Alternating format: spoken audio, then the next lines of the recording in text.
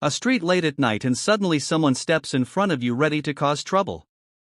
Fear creeps in, your heart starts racing, and for most people panic takes over. But now imagine you had the skills, the confidence, and the mindset of Bruce Lee. No matter who stands before you, you know exactly how to defend yourself using simple but powerful techniques. That's the legendary aura Bruce Lee carried with him everywhere he went. He wasn't just a movie star or martial arts icon, he was a real-life strategist who could handle threats with calm precision. Today we're going deep into the world of Bruce Lee's self-defense. Not fancy flips, not movie tricks, but real methods, simple and powerful, that you can apply to defend yourself just like the dragon himself. The philosophy behind Bruce Lee's defense. To understand how Bruce Lee defended himself, we first need to understand his philosophy. Unlike many traditional martial artists who focused only on memorized forms or rigid techniques, Bruce Lee believed in practicality. He once said, "Absorb what is useful, discard what is not, add what is uniquely your own." This means his approach to self-defense was about simplicity, directness, and effectiveness.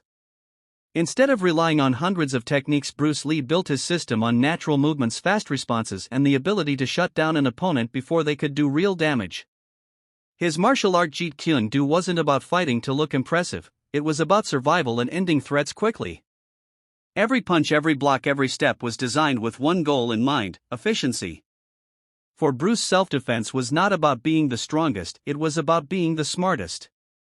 He knew that real street fights are unpredictable, chaotic, and dangerous, and in those moments complexity fails but simplicity saves lives.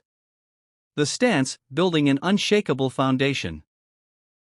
When it comes to defending yourself, Bruce Lee always emphasized the stance. If your foundation is weak, everything else crumbles. His fighting stance was not stiff or traditional, it was mobile, balanced, and ready for any situation.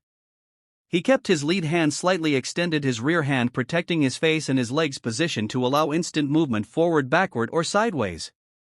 This stance gave him several advantages. First, it allowed him to maintain balance even when under pressure.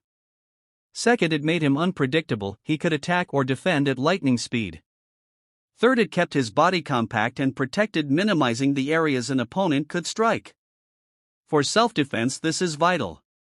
You don't need a fancy karate pose or a rigid kung fu stance. You need a balanced, mobile position that lets you move quickly and strike without hesitation.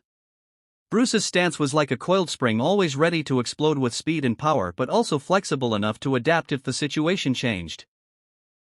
The intercepting principle: strike before they strike. Bruce Lee named his martial art Jeet Kune Do, which literally means the Wa.